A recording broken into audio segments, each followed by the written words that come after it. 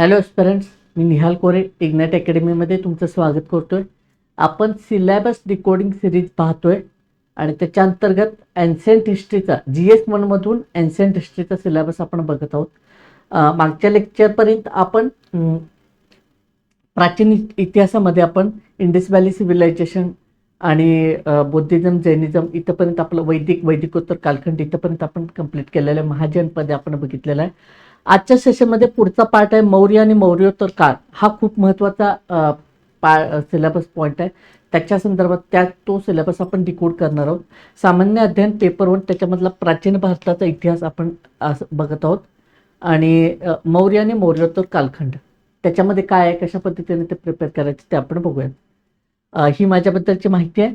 मी 2022 सालचा UPSC topper आहे. 2018 पासून अनेक विद्यार्थ्यांना स्पर्धा परीक्षेसंदर्भात मी मार्गदर्शन करत आलेलो आहे. हे माझं पॅशन आहे. NLP कोच, माइंड कोच आणि लाईफ कोच म्हणून मी काम करतो. त्याचबरोबर मेमरी ट्रेनर म्हणून सुद्धा मी काम करत आहे. ठीक आहे, सुरू करूयात आजच्या सेशनला. आता बघा, मौर्य साम्राज्य खूप महत्वाचं आहे. मौर्य साम्राज्यावर आपण डेली मीन्सचा जो क्वेश्चन घेतो त्याच्या संदर्भात आपण 2 दिवसापूर्वी मीन्सचा एक क्वेश्चन सुद्धा घेतलेला आहे. त्याच्यावर क्वेश्चनच कसा आला आहे बघा, तो प्रशासकीय केंद्रीकृत प्रशासन आहे हे स्पष्ट करा किंवा चर्चा करा, अशा पद्धतीचा तो क्वेश्चन होता. याच्यातून आपल्याला काय समजून जातं की क्वेश्चन कशा पद्धतीचं प्रशासन. ठीक आहे, त्याच्यावर अर्थव्यवस्था कशी आहे, समाज व्यवस्था कशी आहे, सामाजिक रचना काय आहे, आणि सगळ्यात महत्वाचं काय, धर्माचं प्राबल्य कसं आहे, कुठल्या धर्माला जास्त प्राधान्य त्या किंवा राजाश्रय दिला गेलेला आहे, ह्या गोष्टी आपल्याला बघायच्या. मौर्य साम्राज्या संदर्भात महत्वाचे हे सम्राट आपल्याला महत्वाचे. चंद्रगुप्त मौर्य त्यांनी कौटिल्यच्या साह्याने मौर्य साम्राज्याची स्थापना केली.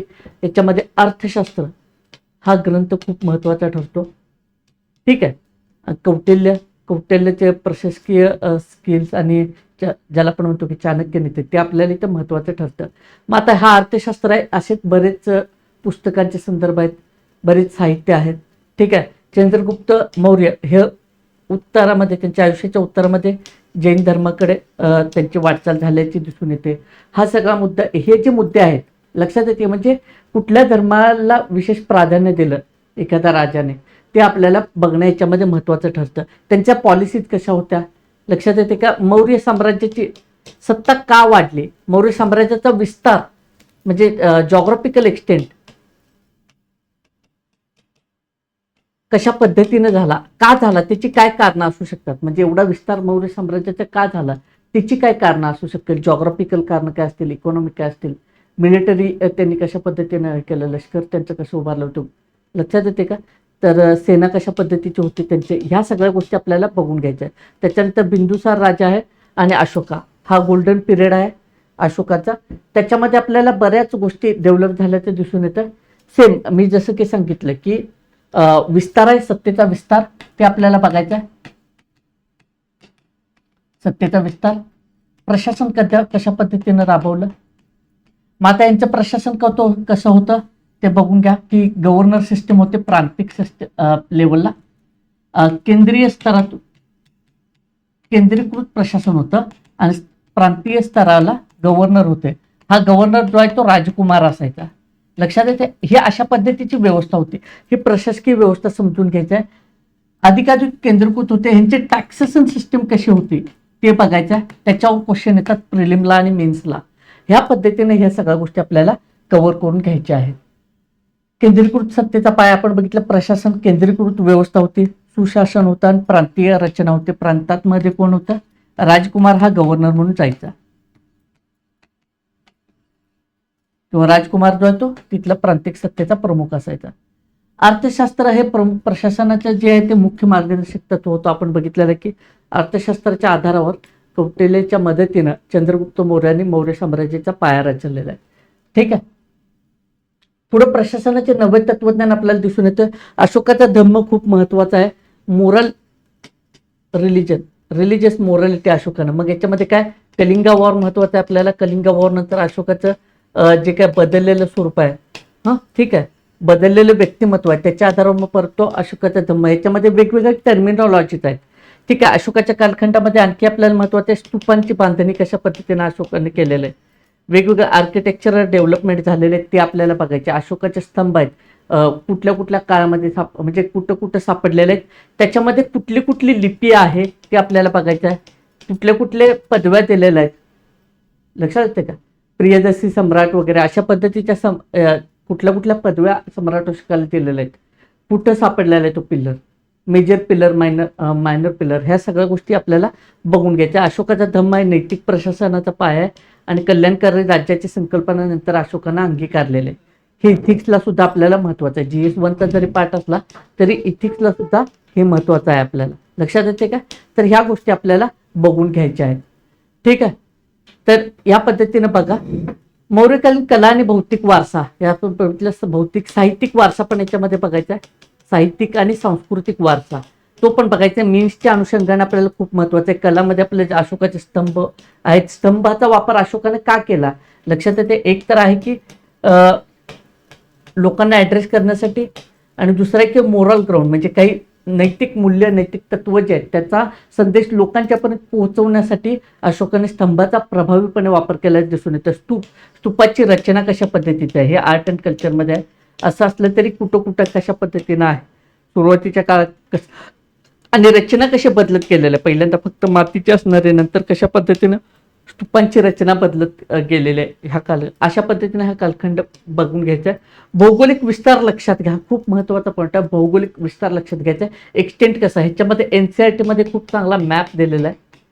तर ते मॅप आहे मौर्य साम्राज्य कशा पद्धतीने विस्तार झाला आणि त्याचा भौगोलिक विस्तार कसा होता तो बघून घ्यायचा. आता हे इतकं आता एवढं सांगितलं ना, याच्या आधारावर तुम्हाला प्री आणि मेन्सला खूप क्वेश्चन येतात. त्यामुळे हा जो पार्ट आहे ना मौर्यन एम्पायरचा खूप महत्वाचा आहे. अशा पद्धतीने म्हणजे सिलेबस डिकोडिंग म्हणजे काय, आपण फक्त मौर्यन एम्पायर असं नाही, सिलेबस डिकोड म्हणजे आपण इन डिटेल डिकोड करतोय. काय बघायचं आहे त्याच्यामध्ये आपल्याला सिलेबसमध्ये, लक्षात येते काय अभ्यासायचे, काय फॅक्ट्स बघायचे, हे समजणं खूप गरजेचं आहे. नेक्स्ट येतो मौर्योत्तर काळ, परकीय राजघराणे त्याच्यामध्ये आलेले आहेत. वेळ इंडो ग्रीक इन्फ्लुएन्स आपल्याला दिसून येतोय, लक्षात येते कोण आहेत, कसे आहेत, हा सिक्वेन्स महत्वाचा आहे. आणखी फॉरेन ट्रॅव्हलर्स कुठेही येतील त्यांनी काय हे केलेलं आहे ते बघून घ्यायचं आपल्याला. कुशान्स आलेले आहेत, कुशान मग वेगवेगळे इनिशिएटिव्ह कुशांचे आहेत. मग त्याच्यामध्ये मग वेगवेगळे आपल्याला कसं प्रतिकात्मक बदल झालेले आहेत, जसे की आपल्या आर्ट अँड आर्किटेक्चर कसा इम्पॅक्ट झालेला आहे ह्या परकीय राजघराण्यांचा, तो आपल्याला बघून घ्यायचा आहे. लक्षात येते हा इंडो ग्रीक कुशाण हा खूप महत्वाचा आहे मौर्योत्तर कालखंडामध्ये. हे दोन आपल्याला खूप व्यवस्थित आपल्याला अभ्यासायचे आहेत. ठीक आहे. मग त्याचबरोबर मौर्योत्तर काळ स्थानिक सत्तांचा उदय झालेला आहे. मौर्योत्तरमध्ये सातवाहन डायनेस्टी ह्याच्यामध्ये खूप महत्वाचे आहे. मग आता स्थानिक आणि स्वदेशी राजघराणे त्याच्यामध्ये हा सातवाहन डायनेस्टीचा पार्ट खूप महत्वाचा आहे. ह्याच्यामध्ये कसं धर्माला कसं राजेश्वरी मिळालं वगैरे ह्या सगळ्या गोष्टी आपल्याला बघून घ्यायच्या. आणि त्याच्यामध्ये कल्चरल डेव्हलपमेंट आपल्याला दिसून येते, सांस्कृतिक विकास आपल्याला एक झालेला दिसून येतोय, साहित्यिक विकास झालेला दिसून येतोय, कसं ते आपल्याला बघायचं आहे याच्यामध्ये, लक्षात येते का. ठीक आहे. आपण एन्शियंट हिस्ट्रीची जर सिरीज सुरू केली तर त्याच्यामध्ये खूप चांगल्या पद्धतीने इंटरेस्टिंग वेने आपल्याला हे करता येईल चर्चाची. पण आपण सिलेबस डिस्कस करतोय, सिलेबस डिकोड करतोय, फक्त सिलेबसचा पॉईंट घ्यायचा आणि काहीतरी तसं नाही. आपल्याला इन डिटेल जाऊन आपल्याला त्याच्यामध्ये त्या सिलेबस पॉईंटमध्ये काय वाचायचं आहे, कशा पद्धतीने आपल्याला दृष्टिकोन असला पाहिजे ते आपण चर्चा करतोय. सातवाहन डायनेस्टी खूप महत्त्वाची आहे, लक्षात येते का. आता इथं फरक दिलेला आहे बघा, ग्रीक प्रभाव झाल्यानंतर इथं बौद्ध मूर्ती कशी आहे, त्याच्या मथुरा कला शैलीमध्ये कसं आहे बघ, ही भारतीय शैली, लक्षात येते. मग आता काय वेगवेगळे जे काय प्रतीक आहे, मी मगाशी म्हटलं की प्रतीक कशी बदलतील, तर वेगवेगळ्या बुद्धांचीच मूर्ती आहे ही, पण कशा आहे बघा, मथुरा कला शैली आहे, भारतीय शैली आहे, आणि आता ग्रीक इन्फ्लुएन्समध्ये कशा पद्धतीने बदलतं. मग ह्या डायग्राम तुम्हाला हे जे फोटोज आहेत ते NCERT मध्ये खूप चांगले दिलेले आहेत. हां, जसं म्हणून म्हटलं की NCERTचा बेस खूप महत्त्वाचा आहे. तर त्याच्यामध्ये तुम्हाला समजून घ्या. आता ह्या मुद्दा तुलनात्मक अभ्यास करायचा वेगवेगळ्या पॅरामीटर्सवर, लक्षात येते का. अगदी क्वायनेज सिस्टीम त्यांची कशी होती किंवा त्यांचं बाकीचे जे काय परकीय होते मौर्योत्तर कलाशैली असेल, आपण कलाशैलीचं बघतो, पण बाकीच्या गोष्टींवर पण कसं परकीय राजघराणे आणि आपल्या स्थानिक ठीक आहे, भारतीय राजकारण याच्यामध्ये कशा पद्धतीचा डिफरन्स होतं आणि त्याचं कॉम्प्लेक्स नंतर कसं झालं, म्हणजे मिक्सचर होऊन कशा पद्धतीचे आपल्याला हे दिसून येतं, तेही आपल्याला याच्यामध्ये अभ्यास करायचा आहे. लक्षात मीन्सला क्वेश्चन असे त्यानं लक्षात येते का. गांधार शैली हे कंपॅरिझन पण खूप महत्त्वाचं आहे. गांधार आणि मथुरा कला शैली याच्यामध्ये डिफरन्शिएट स्पष्ट करा, असा मीन्सला क्वेश्चन आला तर तुम्हाला ते सॉल्व्ह करता यायला पाहिजे. आणि प्रिलिमला सुद्धा येऊ शकते एखादं स्टेटमेंट, तर ते तुम्हाला एलिमेंट, हे जर तुमचा बेस क्लिअर असेल तर तुम्ही स्टेटमेंट आरामात एलिमिनेट करू शकता. अशा पद्धतीनं हे बघायचं. लक्षात आलं का. काय करायचं परत एकदा हवं तर रिपीट करतो. इथं मौर्य साम्राज्य पण वाटलं बघूयात की समजून घ्या, सिलेबस समजणं खूप गरजेचं आहे. जॉग्राफिकल एक्सटेंटपासून ते कशा पद्धतीने कुठल्या राजाने कुठल्या सम्राटाने काय केलं. ठीक आहे, अशोकाच्या कालामध्ये विशेष आपल्याला लक्ष द्यावं लागेल. त्यांनी महाधम्ममत्ता ही एक हे एक पद हे काय होतं ते समजून घ्या. त्याच्यामध्ये त्यांनी शांतीचा संदेश पाठवण्याचे बौद्ध तो धम्माचा प्रसार होऊन ते बाहेर पाठवले होते शांततातून. अशा पद्धतीने म्हणजे ते काय होतं, मग ते कसं आहे, मग ते सांस्कृतिक देवाणघेवाण कशी झाली किंवा काय, त्याचं ते डीप इम्पॅक्ट आपल्याला आजही IR मध्ये दिसून येतो. असे कनेक्शन बघत आपल्याला जायचे आहेत. ठीक आहे. इतिहासाचा हा धागा वर्तमानाला समजून घेण्यासाठी महत्त्वाचा आहे. उजळणी करत राहा. म्हणजे तुम्हाला याच्यात काय सांगायचं की हे उजळणी जरी हा शब्द वापरला, आपल्याला इंटरलिंकेजेस करायचा आहे. मी काय सांगितलं की ह्या सगळ्या गोष्टीचा परिणाम आजही आपल्याला दिसून येतो. तशा पद्धतीने आपल्याला इतिहास अभ्यासायचा आहे. अजून याच्यामध्ये काही पॉईंट्स राहिलेले ते आपण कंटिन्यू करणार आहोत. मला एका लेक्चरमध्ये घेता येतं, खूप टाईम लेंदी लेक्चर होईल, पण त्याचं तुम्हाला खूप कन्फ्युजन होईल. म्हणून मी काय केलं, सिलेबस ब्रेक केलेला आहे. हे ह्याच्यानंतरचा तो पार्ट आहे गुप्ता एम्पायर आहे आणि त्याच्यानंतर अर्ली मिडिएवल फेज आहे. हा झाला की आपला एन्शियंट हिस्ट्रीचा सिलेबस डिकोड कंप्लीट होईल. मिडिएवल हिस्ट्री आणि मॉडर्न हिस्ट्री, मिडिएवल हिस्ट्री आपण सिंगल किंवा 1 किंवा 2 लेक्चरमध्ये कंप्लीट करणार आहोत. मॉडर्न हिस्ट्रीला थोडा टाईम लागेल, त्याच्यामध्ये खूप सारे क्वेश्चन असतात, प्रिलिमला असतात, मेन्सला असतात, त्यामुळे त्याचं प्रॉपर आपण विश्लेषण करू. मग GS1 कंप्लीट झाल्यानंतर परत GS2, GS3, GS4 असं आपण कंप्लीट करू. आणि फायनली आपण काय करू, माझा ऑप्शनल पॉलिटिकल सायन्स असल्या कारणानं पॉलिटिकल सायन्स ऑप्शनलचा आपण सिलेबस डिकोड करूयात किंवा पॅरलल मी ते सिरीज चालू करू शकतो की पॉलिटिकल सायन्स ऑप्शनलची सिरीज म्हणजे लेक्चर डिकोड. लक्षात येते अशा पद्धतीने. मग आणखी एका सेशनमध्ये आपलं एन्शियंट हिस्ट्रीचं कंप्लीट होईल. मग ज्याला एन्शियंट हिस्ट्री करायचं आहे म्हणजे तो कशा पद्धतीने करायचा हे जर करायचं असेल तर हे 3-4 लेक्चरची सिरीज बघितल्यानंतर क्लिअर आयडिया येईल आणि याच्यातून तुम्हाला प्री प्लस मीन्स दोन्हीची तयारी होऊन जाईल. मी जे सांगितलेला अप्रोच तुम्ही वापरला तर प्री प्लस मीन्स अशा पद्धतीने होईल. नेक्स्ट स्टेप काय आपलं, मग मेन्सचे कसं आन्सर रायटिंग ती ऑलरेडी सिरीज आपली सुरू आहे. अशा पद्धतीनं एका ॲस्पिरंटला जे पाहिजे ते जास्तीत जास्त देण्याचा प्रयत्न आमचा राहिलेला आहे आणि तो इथून पुढे राहील. तर तुम्ही हे चॅनल सबस्क्राईब करा, अधिकाधिक विद्यार्थ्यांपर्यंत हे लेक्चर पोहोचवण्याचा प्रयत्न करा जेणेकरून त्या विद्यार्थ्यांना फायदा होईल. आणि लाईक शेअर करायला विसरू नका. ठीक आहे. आता हे हिस्ट्री अशा पद्धतीने बघायचं, म्हणजे जसं की अशोकाचा एक एक्झाम्पल मी दिलं की त्याचा आज इम्पॅक्ट दिसून येतो की कल्चरल इन्फ्लुएन्स आपल्याला आजच्या घडीमध्ये दिसून येईल. असं काय असतं का इतिहासामध्ये ते शोधण्याचा प्रयत्न करायचा, इंटरलिंकेजेस बांधण्याचा प्रयत्न करायचा आहे. लक्षात येते का अशा पद्धतीने करायचं आहे. समजलं का कशा पद्धतीने ते मौर्य आणि लेटर मौर्योत्तर कालखंड हे कशा पद्धतीने आपल्याला समजून घ्यायचं.